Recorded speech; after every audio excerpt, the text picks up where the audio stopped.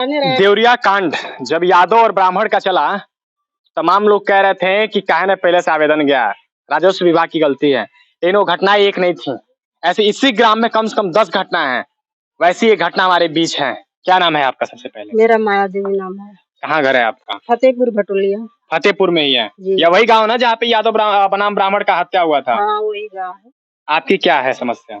मेरी समस्या है, मेरी जो जमीन है मेरे जेठ जी कब्जा किए हैं राघवनगर में, डीएम साहब के पीछे है। ससुर की बनवाई मकीन और मेरी खरीदी हुई जमीन है, उसको भी वही कब्जा करके बैठे हैं। अब मांगते हैं तो कहते तुम्हारा कहाँ जमीन है। न्यायालय में मर मुकदमा चल रहा है, सब जगह एप्लीकेशन हमने डाला था, डीएम एसपी सब जगह में दौड़ के थक गए, मैं बैठ गई हूँ। आज खेत में भी है तो 2 हिस्सा ले लिए हैं। यही हमारी समस्या। मैं रोड पे घूम रही किराए पे, इधर उधर मैं रहती हूँ नहीं तो। आरएस के पोर्टल पे भी किया था आपने? हाँ सब जगह। हाँ योगी जी के पास भी हम लोग किए थे। वहाँ से आता है वही पैसे वाले हैं, बातचीत करके अपना इधर उधर। पुलिस हम लोग का सुनता ही नहीं कोई। देखिए जो प्रशासन आप आ रहे होंगे तो देखे होंगे कि पूरी छावनी बना दी गई है इस फतेहपुर पार्टी को पूछना चाहिए ना, बखूबी से पूछ के अपना लिख कर चले जाते हैं लोग, हम लोग को कोई नहीं खोजता है।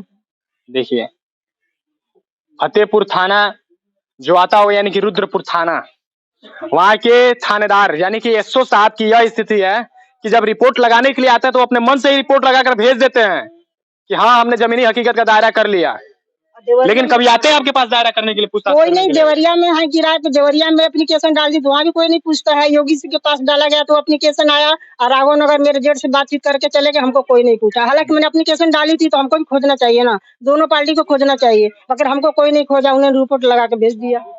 यहाँ विवाद चल रहा है, विवाद चल रहा, अगर मुकदमा चल रहा है तो दोनों पक्ष रहे, या नहीं तो दोनों को बाहर रोड पे कर दे। जैसे मैं रोड पे घूम रही हूँ, मुकदमा का मतलब ये थोड़ी एक आदमी मकान में रहे, एक आदमी रोड पे रहेगा। देख लीजिए एक और सच्चाई आ गई, फतेहपुर की ही है, वही विवाद है, जमीनी विवाद। हम लोग दर दर की ठोकरें खा रहे हैं, किराए पे इधर उधर बच्चों को लेकर हम लोग कितनी परेशान रहती हूँ नहीं तो। अब जातिवाद के राजनीति करने वाले नेताओं को इनकी आंसू नहीं दिखेंगे। कारण क्या है कि अभी घटना हुई नहीं है, जब हत्या हो जाएगी उसके बाद सारे नेता आएंगे यहाँ पे। राजस्व विभाग भी एक्टिव हो जाएगी, प्रशासन भी एक्टिव हो जाएगी, जिस प्रकार आज एक्टिव दिखाई दे रही है। पूरे गांव को नाकाबंदी कर दिया गया, जैसे लग रहा है कोई आतंकवादी इस गांव में छिपा हो।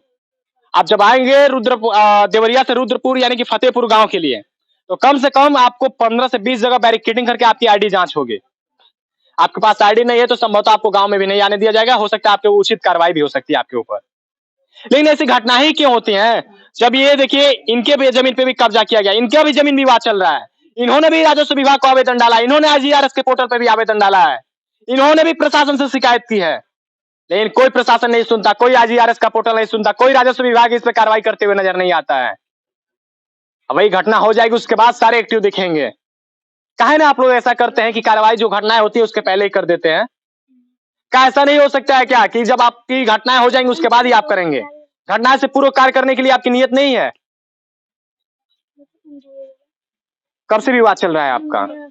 मेरा विवाद 2007 से मुकदमा चल रहा है। 7 से? जी। अभी आज तक कोई नहीं। और उसके बाद में मेरे जेठ ने सारा फर्जी ससुर का दस्तखत बना के सारा मकान फर्जी अपने नाम किया है। मान जब 3 हिस्सा हो गया तो फिर अभी मेरा 1 हिस्सा देना पड़ेगा, तो उसके लिए फिर उन्होंने वसीयत बना, वही मुकदमा चल रहा। वो जेल जाने कोई फैसला नहीं हो रहा। अगर आज ले रहा है जज, ऑर्डर करेंगे तो इस कोर्ट से उस कोर्ट, इस कोर्ट से, कोई उस पर ऑर्डर ही नहीं हो पा रहा। कभी वो तारीख कभी वो तारीख। हाँ बस मैंने ऑर्डर जज ले रहा, फिर 1 महीना तो वापिस हो जा रहा, उस कोर्ट में चला गया, इसी तरह से फेरा फेरी हो रही है। 4 बार इसी तरह से हो रहा। वो 2014 से चल रहा है। कई मुकदमा मेरी बताइए ना चल रही है। बताइए। खैर सत्यप्रकाश और प्रेम का तो 2014 से ही था, इनका 2007 से। आप बताइए आज कितना साल हो गया मुकदमा चलते हुए? अब सुनवाई कब होगी इनकी ये बताइए, कि इनकी भी आप सोच रहे हैं कि जब फिर कोई हत्या हो जाएगी, फिर कोई नरसंहार होगा तो उसके बाद राजनीति रोटी सेकने के लिए आएंगे, उसके बाद आप भी कार्रवाई करते हुए नजर आएंगे। लेकिन उससे पहले क्या कार्रवाई नहीं हो सकती? क्या नाम है आपके जेठ जी का? मेरे जेठ डॉक्टर काशीनाथ है, ससुर का नाम डॉक्टर। कहाँ रहते हैं वो? डीएम साहब के पीछे रहते, राघवनगर में। डीएम साहब के पीछे राघवनगर? हाँ। काशीनाथ? डॉक्टर काशीनाथ सिंह लिखते हैं। काशीनाथ सिंह। देखिए कहते हैं लोग कि हमें जानकारी नहीं थी, लेकिन जब आप जानकारी करना चाहेंगे तब तो।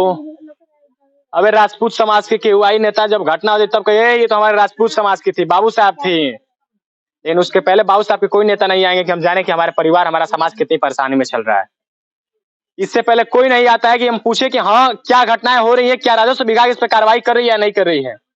अभी इस पे हत्याएं होंगी तो तमाम नेता चले आएंगे। के तो बैठे हुए हैं। हमारा एक लड़का है, अब जैसे रोड पे लड़ते लड़ते मर जाए, चाहे कुछ भी हो जाए, कौन पूछने वाला है। देखिए राजनेताओं और राजस्व विभाग के अधिकारी भी देख लें कि इस टाइम अगर जाइए मिलने के लिए तो आप रोक लगाते हैं, कहते हैं कि मिलने नहीं दिया जाएगा। क्या इसी का इंतजार कर रहे हैं कि फिर एक और फतेहपुर देवरिया कांड जैसा काम यहाँ पे भी हो? जमीन भी बेचवाते हैं, करते हैं, जाने भूमाफिया से कम नहीं है। जब मेरा सब लूटा हुआ है, कहता तुम्हारा कहाँ जमीन है, किसी गाँव के लोग भी कहते हैं तो कहता तुम्हारा कहीं जमीन, इसका कहीं जमीन ही नहीं है। अब मेरी जमीन नहीं, कहाँ मैं खोजी बताइए, कहाँ गई तो सबूत है। सगे आपके जेठ हैं? हाँ, सगी मेरा जेठ। हाय रे जमीन, जमीन यही की यही रह जा रही है, लेकिन जमीनी विवाद कितना आगे बढ़ जा रहा है कि भाई भाई का ही नहीं रह रहा है, मित्र मित्र का ही नहीं रह रहा है, दोस्त दोस्त का ही नहीं रह रहा है।